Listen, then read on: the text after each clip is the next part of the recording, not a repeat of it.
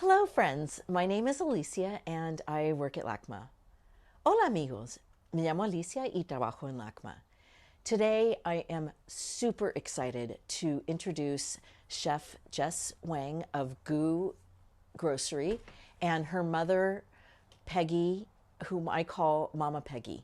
And they are going to teach us this delicious dessert that is made specifically for Chinese New Year. And I apologize for my mispronunciation. It is called Tang Yuan. Hoy estoy tan emocionada de introducir a Jessica Wang, que es un chef y también es de Goo Grocery, y su mamá Peggy, quien yo llamo Mama Peggy. Y ellas nos van a enseñar cómo hacer un platillo que es muy especial para el Año Nuevo chino. Se llama Tang Yuan. Bueno, a veces no digo las palabras bien. I am so excited about this and we get ready for this video. Estoy tan emocionada para eso y alístense para el video.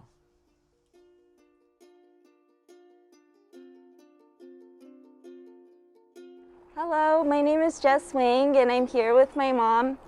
And my name is Peggy Wang. And today we're making a very special Lunar New Year dessert. Tangyuan is an auspicious and symbolic Chinese New Year food. It symbolizes family unity and completion, and it happens to sound like the word for reunion, which is Tangyuan. Yeah. Tangyuan, Tang means soup, Yuan means circle, okay? And the Tangyuan we're gonna make it's a circle, you know, inside has stuffing. So that means a lunar calendar, January 15 is the time we serve, because in the old time, you know, we have to travel back to home, you know, to make all the family together. And sometimes you couldn't get it by the New Year day because everyone's travel. The train is just overbooked. So by another 2 weeks and get to the 15th, everyone should be show up. And that was the time we will especially eat this Tangyuan. Means we're all united together. First, we're going to make this black sesame filling, and we're using a dark unrefined sugar and some pink Himalayan salt. We're going to combine it all together in this bowl. And we toasted the sesame ahead of time, and we let it cool completely before grinding it into a fine powder. So once we have all of this in the bowl, we're going to add some melted coconut oil. You can also use butter, or traditionally it would be lard. And we will add a little bit of water. So we just need a whisk to mix it together. And then after it's combined, we're going to pour it into a container to chill it so that it can firm up and we can shape it into perfect little spheres. So I'm going to just get this in here, and my coconut oil is hot because I want to help to dissolve this sugar to make a smoother filling. It'll make the rolling process easier. So I'm gonna add the rest of this water here. And then we're going to pour it into a mold. Don't want to leave anything behind because it is so delicious. You might even want to lick your bowl. The little kids will come and lick. So once it's in there, I'm going to make sure it's level, and then I'm going to stick it in the freezer to chill it. So our filling has been completely chilled. You'll notice that it's totally firm. It's almost like a tray of fudge made from black sesame deliciousness. So I'm going to make it in grids to help portion it. I'm going to start by cutting into it. A tool like this is really helpful, a rounded palette knife or offset spatula. Okay, so now you're going to scoop them up piece by piece and roll them by hand. Teamwork. Always think about teamwork. You cannot do things by yourself. It's true. We gotta make the dream work. Yes, definitely.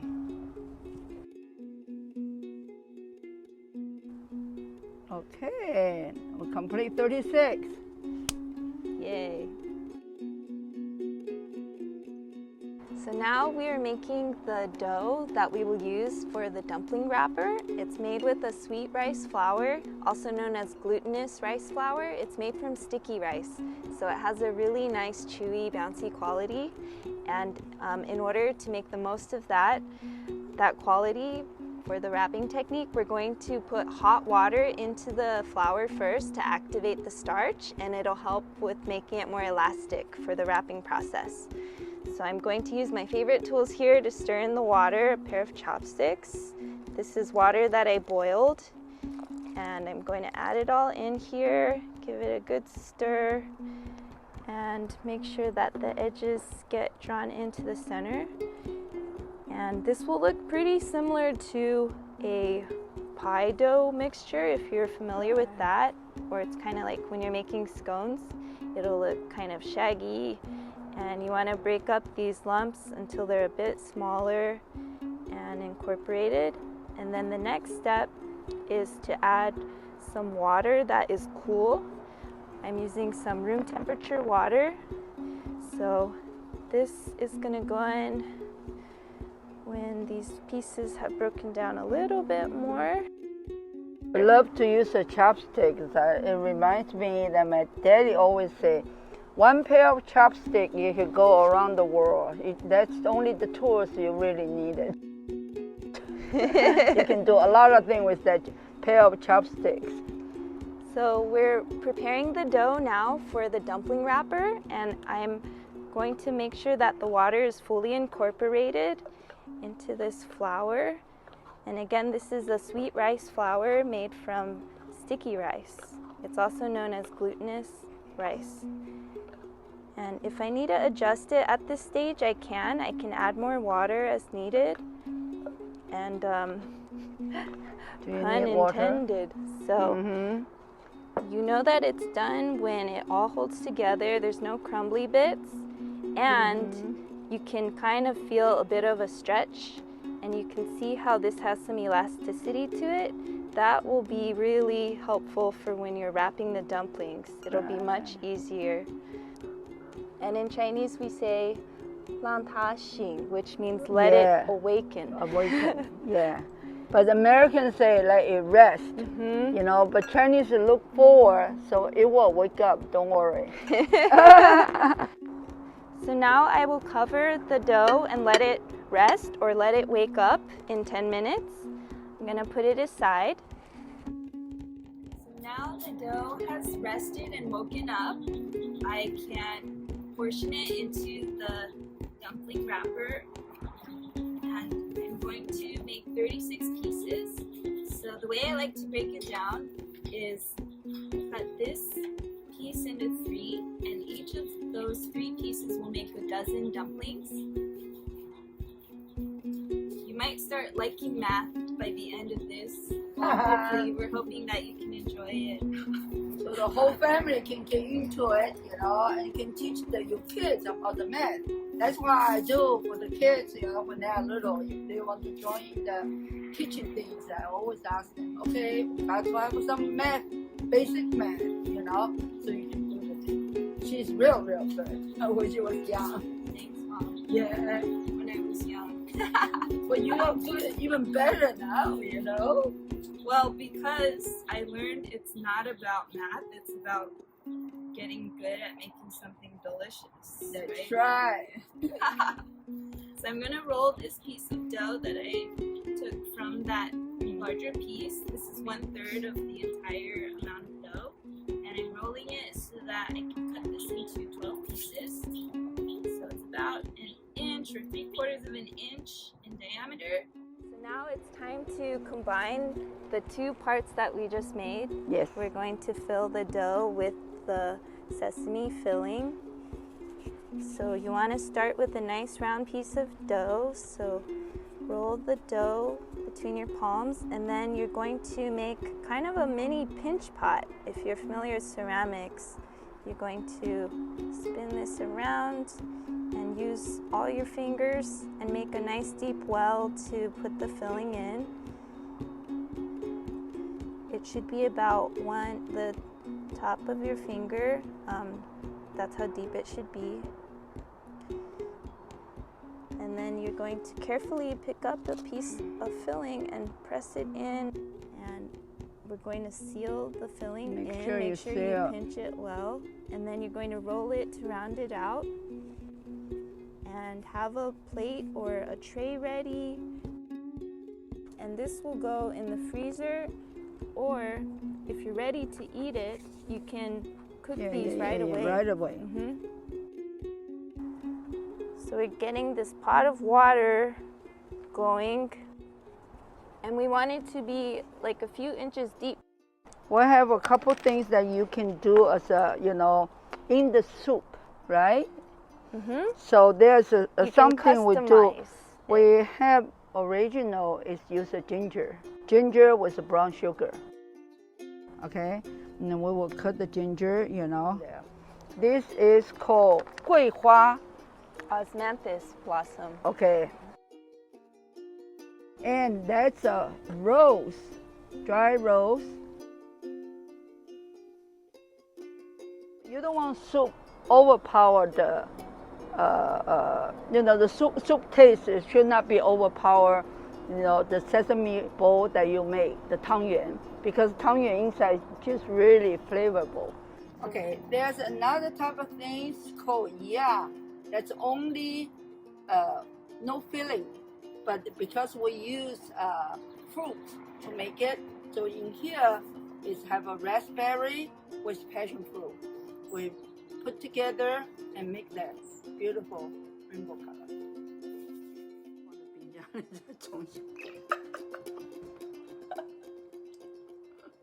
我 already 觉得没。Now the water is boiling. You don't want it stick on the bottom, and later on it's not going to work. So it's best to stir it only within the first 30 seconds before they get soft, true. Because then you might accidentally burst them when you're stirring. So just be careful. Yeah.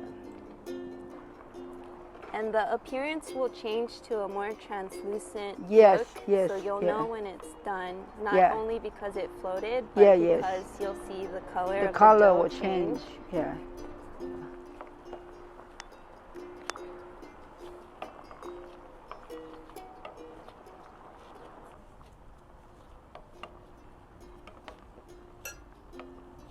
Oh wow, they're starting to float.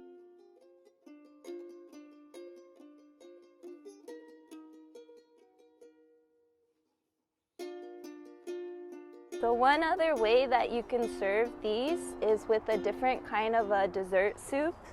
And this is actually my favorite that my grandma used to make with a homemade rice wine called Zhonyang. And she made it, with sticky rice as well. And it's not strained, so the grains of the rice are still in here, and it's so aromatic. It's really, really wonderful, and it adds so much complexity, and yet it's delicate at the same time. And this was like the first alcohol I had as a kid. I mean, it gets cooked. After you cook, right, but like the taste, that complex taste. It's so good. Yeah, it's so wonderful. So it brings back a lot of fond memories. Wonderful. This one's good. Thank you so much for joining us to make Tangyuan together with me, Jess, and Mama Peggy.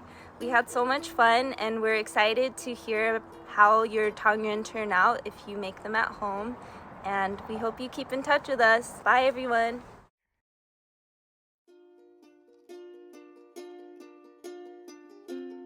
Oh, my goodness. Thank you so much, Jess and Mama Peggy. I am so delighted to have had you. Ay, gracias, muchísimas gracias, Mama Peggy y Jess. Voy a probar esto. I'm going to try it now.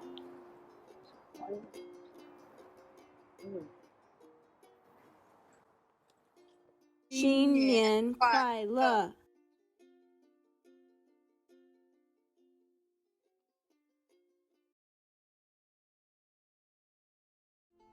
LACMA respectfully acknowledges that the lands on which our museum is built and the region that we serve is the ancestral and unceded territory of the Gabrielino Tongva, Gabrielino Kich, Fernandeño Tatatviam, and Ventureño Chumash peoples. Los Angeles County has been and is home to many indigenous peoples whose ancestral lands are here and elsewhere. As an art museum and a collecting institution, LACMA recognizes the role we and similar institutions play in the continual displacement of indigenous peoples from their lands, the theft of cultural objects and ancestors from their native caretakers, and the erasure and marginalization of indigenous artists in the stories museums tell. We are committed to working to dismantle the ongoing effects of this colonial legacy, building networks of support with and for indigenous art communities and tribes, and being better stewards of the lands we occupy.